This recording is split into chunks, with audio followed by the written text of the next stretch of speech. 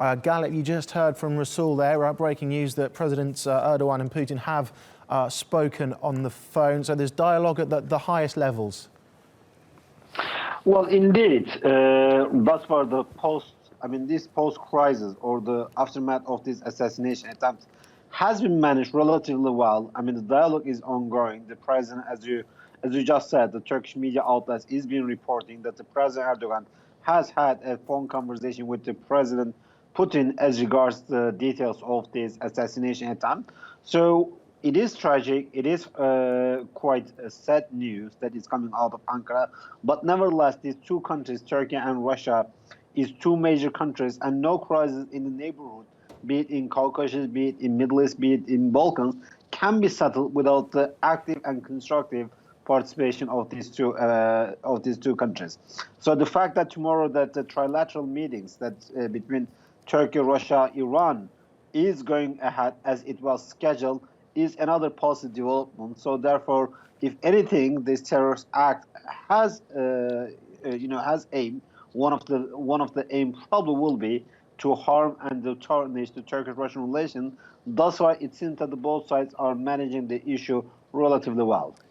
Galip, I'm sure there'll be questions over the next few hours and days as to how this happened. We obviously don't know who exactly carried out the attack at this stage, who he was working for, what his motivations were.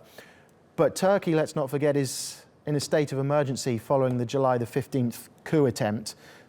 And an ambassador has been shot in the Turkish capital. There will be inevitable questions as to how, won't there? Well, indeed, it will be an inevitable question of how, but and I think this will be a very important topic of discussion between these two countries. Russia will try to draw its own conclusion of this event, and Turkey will do the investigation itself.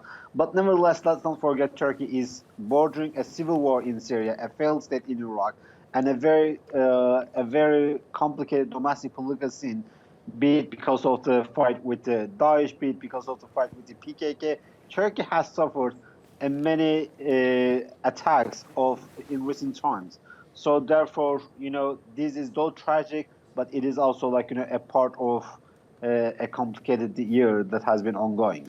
It certainly has. We heard from, I mentioned it a few moments ago, Maria Zakharova, the foreign ministry spokeswoman in Moscow, describing this as a terrorist attack and saying that the perpetrators will be brought to justice. I mean, it's hypothetical. If the motivation was to try and disrail the talks taking place tomorrow, disrupt relations between the two countries, do you think, in effect, it could have backfired and the two countries could cooperate on an even greater level now to try and tackle the threats spilling over from Syria?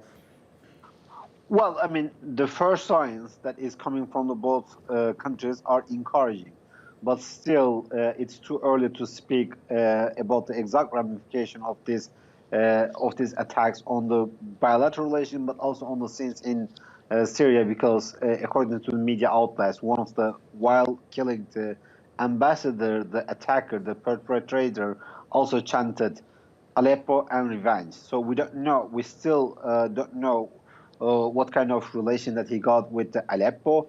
But apparently, at least at the service level, Aleppo was one of the reference points. So we don't know, but what kind of conclusion that Russia will draw from these chantings. But I hope that Turkey and Russia will draw the right lessons from this, and instead of treating this as a cause of friction, but they will treat it as a cause of cooperation, which is vital for the lessening of the human sufferings in Syria. Galip, I know you're a Turkey watcher more than you are necessarily a Russia watcher, but from previous historical events that we've seen in recent years and months, what sort of response do you expect from the Russian President Vladimir Putin to this?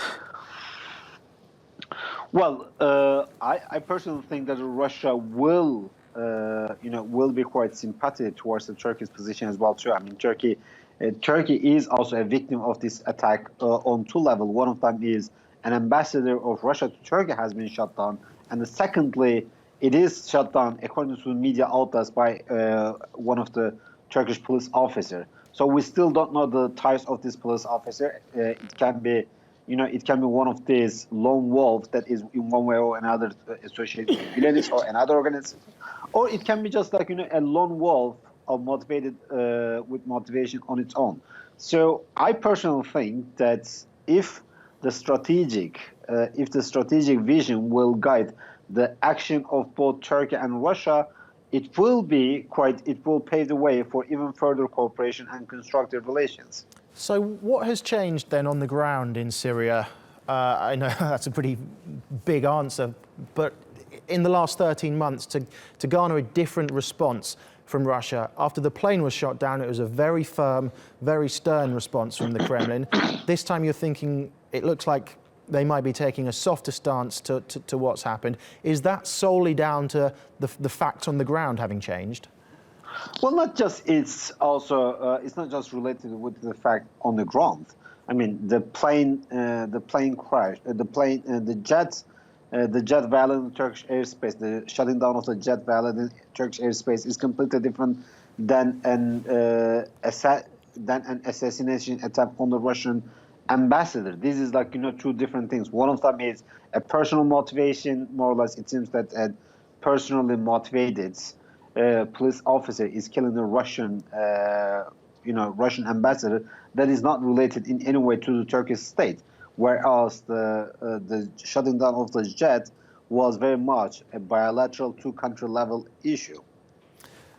And how far apart, Galip, before we let you go, are the two sides when it comes to Syria? I mean, how fruitful are these talks in Moscow likely to be? Very, very far apart, and that's why the talks in Moscow or in another place is necessary and fruitful, because in the end, you talk to the parties with whom you are far apart from each other. So Turkey and Russia is quite far apart from each other on Syria, and they more or less have different vision for Syria. They support different groups within the Syria, and this is exactly why talking to each other is necessary and hopefully will be fruitful. But nevertheless, on the political level, I mean, right now we should distinguish two things from each other. One of them is the lessening of the human suffering. Another thing is the solution of the Syrian crisis. What this talk can immediately achieve is at least to lessen some level of the human sufferings. But solution of the Syrian crisis is a completely different concept, and I don't think at this stage Turkish-Russian dialogue will be able to solve the Syrian crisis. But nevertheless, it can be a step to start this process and this journey.